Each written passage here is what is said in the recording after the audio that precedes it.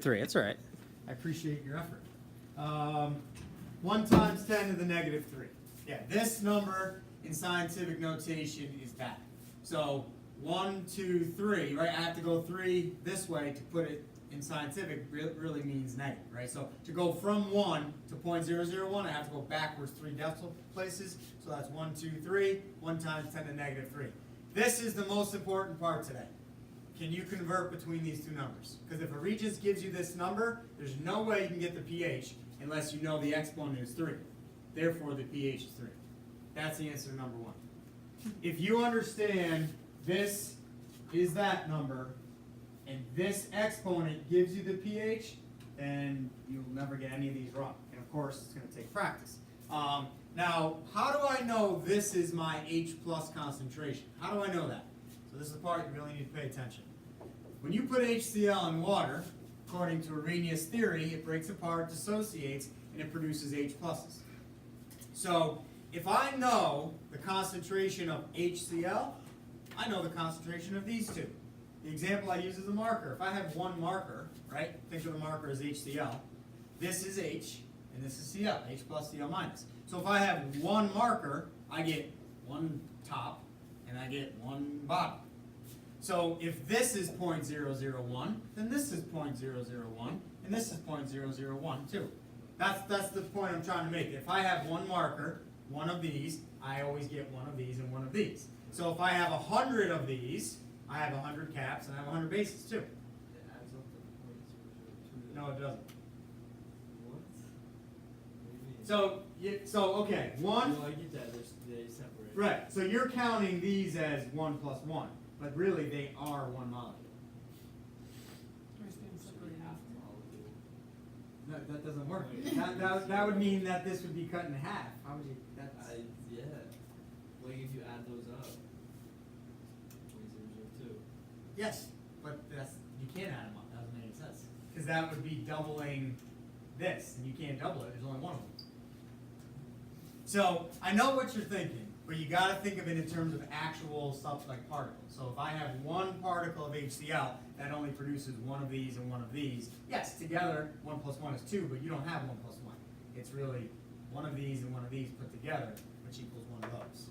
So I understand what you're saying. These are actual particles. So let's not overthink this too much.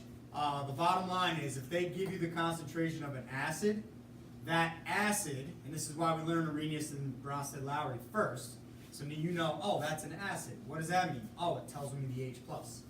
That's how you answer this question. So don't overthink this too much. We're going to, again, practice more of this. So this is the whole ballgame. If you can convert this to scientific notation, then you can get the pH. If you can't, then you can't get the pH. Okay, number 2. A little bit easier. This time I gave you the power of 10. So the answer to number 2 is 9. The H plus exponent tells you the pH. So if it's 1 times 10 to the negative 9, pH is 9. It's that easy, you just need to remember the trick. Okay? So if this is a 9, your pH is 9. So for number 2, it's a 9. All right, number 3.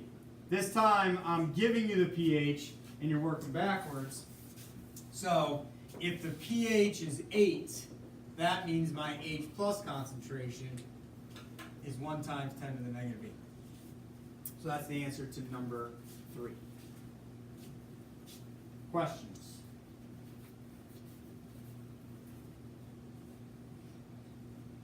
Okay. 4. If it's a pH of 2, H plus concentration is 1 times 10 to the negative 2. That's it for number 4. Number 5. What is that number in scientific notation? 1 times 10 to the negative 2 is my H plus. Why? Because HNO3 has an H in it. It's an acid. Acids produce H pluses. So this is my H plus concentration. That means my pH is 2.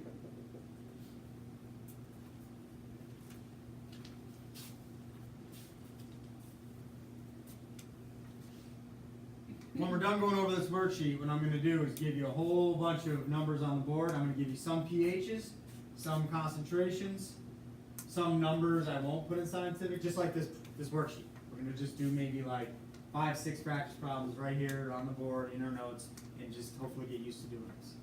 All right, number 6. So number 4, we have a pH of 2. So we go to table M, we look at methyl orange. Sean, what do you think? Red, because it's below 3. Below 3.1, good job. Number 7, it was, number 2 has a pH of 9. So if it's phenolphthalein, Kara, what color would that be? Pink, good. Above a 9, 9 or higher. Number 8, if we have a pH of 8, so that's number 3, right? pH of 8, what color would brown thymol blue be, Vanessa? Yellow. I like your first answer. Oh, blue. Yeah, because 7.6 to 14 is blue. And since number 3 is a pH of 8, it's above 7.6, so brown thymol blue would be blue for number 8. And then number 9, Nicole, what do you think? If it's a pH of 3, what is brown cresol green? Yellow. Yellow. Very good. Very good. If you can do that sheet without my help, you are good to go. We're going to practice anyway. The front of that. We're going to practice more anyway. Flip it.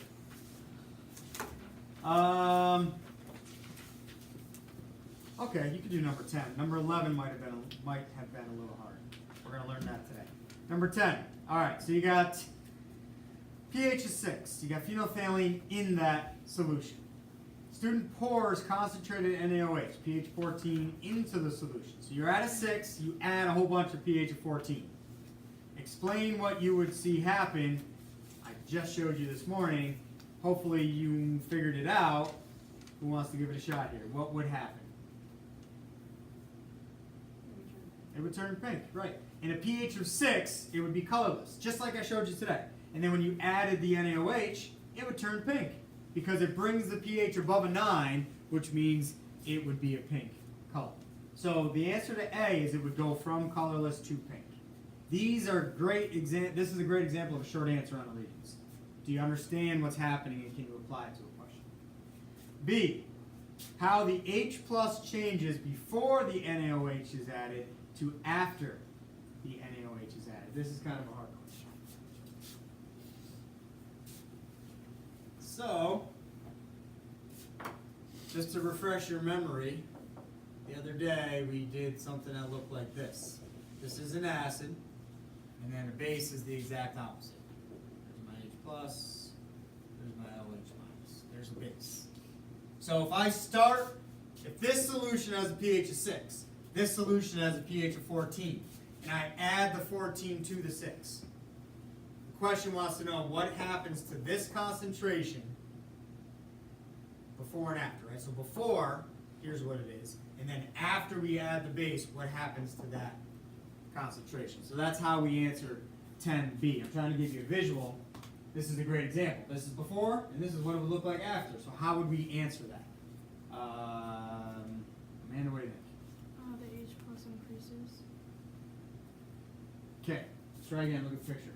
It decreases. Yes, very good. The H plus concentration will decrease. And to be fair, I haven't really focused on this too much, so don't feel bad. This is not easy to understand initially. This bar being higher means a higher concentration. So this concentration here of H plus is 1 times 10 to the negative 6. That's what we're starting to hopefully understand. The pH gives us the exponent on the H plus. So this pH of 14 means it's 1 times 10 to the negative 14. So if I add a 14 to a 6, this bar is going to drop, because this bar is going to go up. Bases have OH minus. It's always a relationship between the two. So if I add base to an acid, these bars are going to start doing the opposite. This is going to go up, this is going to go down. So what I need you guys to understand today is that this number is significantly bigger than this number. This number has 1, 2, 3, 4, 5, and a 1. That number, 1, 2, 3, 4, 5, 6, 7, 8, 9, 10, 11, 12, 13, and a 1. That's the H plus concentration here. That's the H plus concentration here. So the lower the pH, the bigger this number. That means the higher the H plus concentration.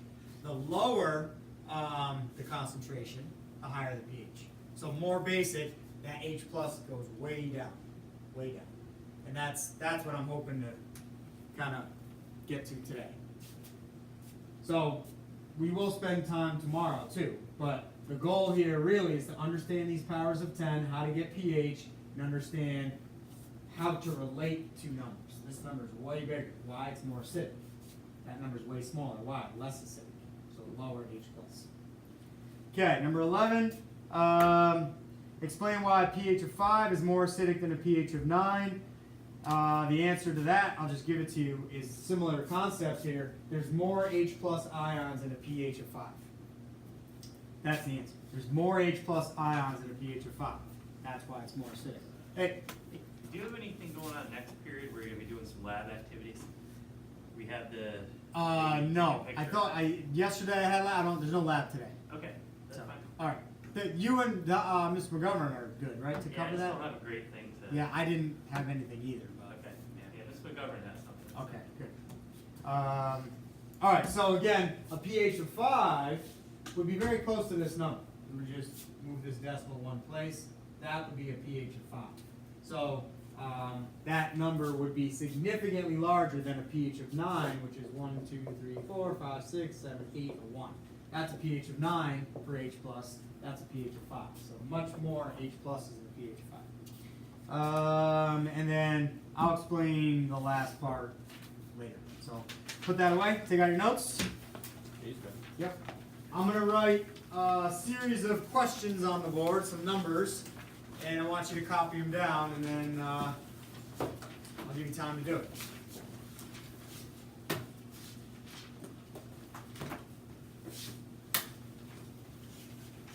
Okay. So we'll do 4 problems here. So number 1, what is the H3O plus concentration / H plus concentration? Do those boxes mean concentration? Yep. And a pH of 6. Number 2. What is the pH of a 1,0,0,0,0,0,1 molar HCl solution?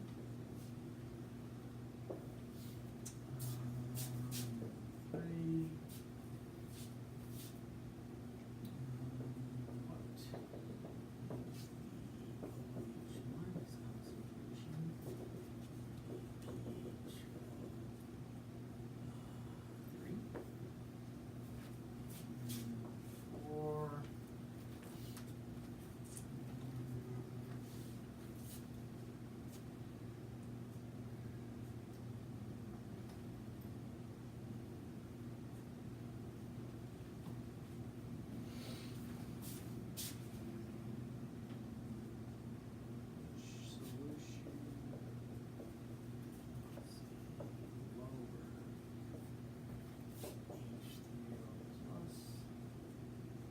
Sorry, my brackets get really messy.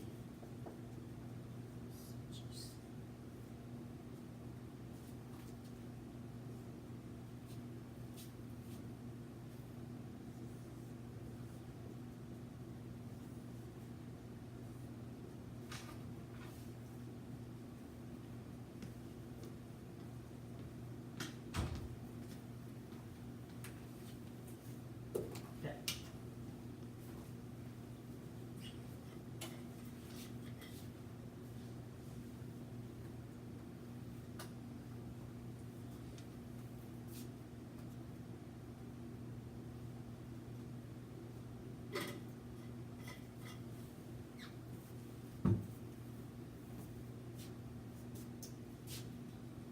Oh, and if you have a scientific calculator, graphing calculator, something that's more than 4 function, take it out. Actually, if you have a calculator, period, take it out. Any kind of calculator will work. I know we're running out of time. We might not get to what I want to get to. That's all right.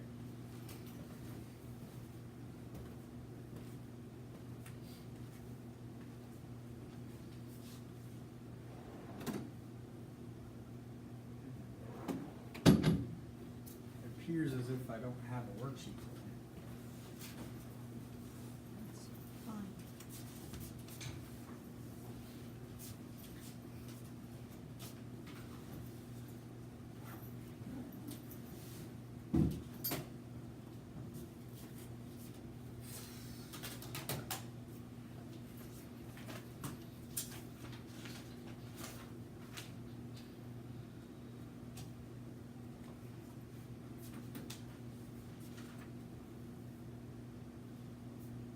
number 1 and 2 are probably, 1, 2, and 4 are the most important out of the 4 here. 3 is a little extra. I really don't think 3 would ever be honor regents. So why do we have to do? Because I think if I just stand by this, if I overteach and teach way more than you need and make things hard, the regents becomes that much easier. I don't really think that's an opinion. I think that's just a fact. That's how it helps you guys. So, anyways, number 3 is a little more advanced, but 1, 2, and 4 all could be honor regents. Just trying to put it in perspective here. I'm gonna come around and see what you have for number 1 and 2. No. Well, you have a clue about number 1, I hope, because you just spent a decent amount of time going over homework. Not getting it right is one thing, but having a clue is different. So let me see what you guys got for 1 and 2. If there's any.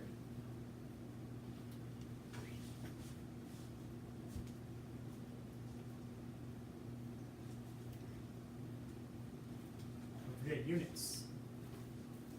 Concentration is molarity. Capital M, or moles per liter.